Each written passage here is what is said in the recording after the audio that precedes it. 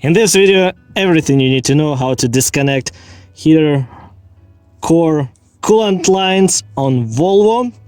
As you can see, there's two coolant lines are coming to the firewall, and it's so easy to break this connector, and that's will be called a bad day. But I'm going to show you how to do it properly, and you won't break anything. Okay, as you can see, I already removed them, and here's a connector, and that inside, if you look, there's a jaws, 1, 2, and they get locked behind this flange.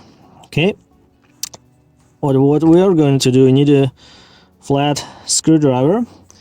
You just go on this side. As you can see here, there's a plastic ring which locks this fitting and pushes the jaws in.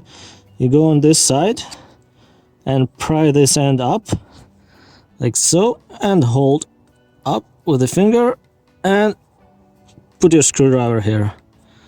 Here we go. That you want to do, and as soon as it's up like this, you just let it stay, and jaws, they're open, and you can slide it off the tubing. That's easy, but don't pry too far because this clip can break. And I saw this elbow and connectors, they always break when people do it wrong. Okay, this line came from here. Let me show you how to disconnect.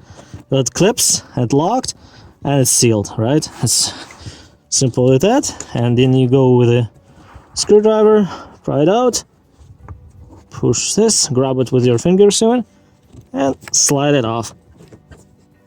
Just push it a little bit, like so, push it, there you go, it came off. Yeah, you can just push a little bit in to let it open, like so. Simple with that. Thank you so much, guys, for watching. Very appreciated your time. Please subscribe to the channel, and yeah, see you soon. Take care. And more Volvo videos are coming. How to do turbos, troubleshoot. I just removed the turbo on this one.